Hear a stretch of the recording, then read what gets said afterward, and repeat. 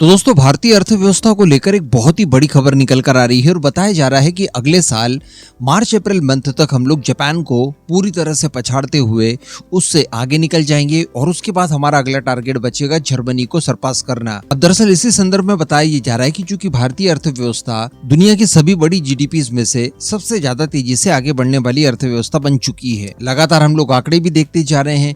भारत की जो growth rate है वो दुनिया में सबसे ज्यादा हायर है। अब इसी के अनुसार बताया जा रहा है कि करंट वित्त वर्ष जब खत्म होगा उस समय तक हमारी जीडीपी लगभग $4 ट्रिलियन के आंकड़े को पार कर चुकी होगी।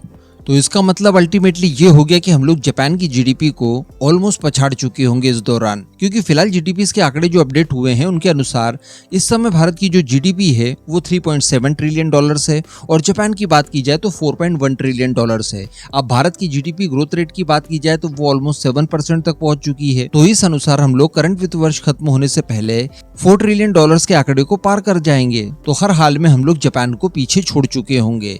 तो आप ये बिल्कुल मान सकते हैं कि वर्ष 2025 के मार्च अप्रैल मंथ में हम लोग ऑफिशियली दुनिया की चौथी सबसे बड़ी जीडीपी बन चुके होंगे। अब ये बात तो हम सभी लोग जानते थे कि जापान जर्मनी को तो हर हाल में हम लोगों ने पछाड़ना ही है। तो फिर भला इस बात को डिस्कशन क्यों किया जा रहा है? तो इसके पीछे का कारण मैं आपको बता दूं कि जो भारत की करंट जीडीपी ग्रोथ रेट है, इतना किसी ने एक्सपेक्ट नहीं किया था कि भारत 7 से लेकर 8% की ग्रोथ रेट हासिल करेगा। और इसके अनुसार जो शुरुआत में स्पेक्यूलेट किया जा रहा था वो कुछ इस तरह का था कि भारत जर्मनी जापान को पछाड़ेगा तो सही, लेकिन इसके लिए लंबा समय लगेगा और वर्ष 2027-28 तक हम लोग ये अचीवमेंट हासिल कर पाएंगे।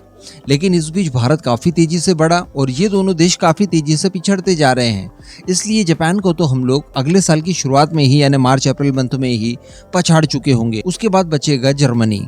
अब जर्मनी की बात की जाए तो उसकी जो करंट जीडीपी है वो $4.6 ट्रिलियन है और ग्रोथ रेट की बात की जाए तो ऑलमोस्ट माइनस में ही है। अगर माइनस में नहीं भी गई तो +0 तक पहुंचेंगे, तो उसे भी हर हाल में अगले 2 सालों में पछाड़ा जा सकता है। और इस बीच अगर हमारी जीडीपी ग्रोथ रेट और ज्यादा बढ़ती है और जो हम लोग कोशिश कर रहे हैं कि ये डबल डिजिट तक पहुंचे यानी 10% की ग्रोथ रेट हासिल करे, तो संभवतः 2 सालों से पहले भी हम लोग जर्मनी को पछाड़ सकते हैं। अल्टीमेटली भारत अपने एक के बाद एक लगभग सभी तरह के गोल्स को पूरा करते जा रहा है और भारत का ये जो नया सफर इसी तरह से आगे कुछ सालों तक और अगर चलता रहा, लगभग 1 दशक तक हम लोग इसी तरह से जी जान से मेहनत करते रहे, तो बिल्कुल वैसे ही सकारात्मक परिणाम हमें देखने के लिए मिल सकते हैं जैसे आज से 10-20 साल पहले हम लोगों ने चाइना के केस में देखा था। अब इस पूरे मुद्दे पर दोस्तों आपका क्या ओपिनियन है, नीचे कमेंट करके जरूर बताइएगा।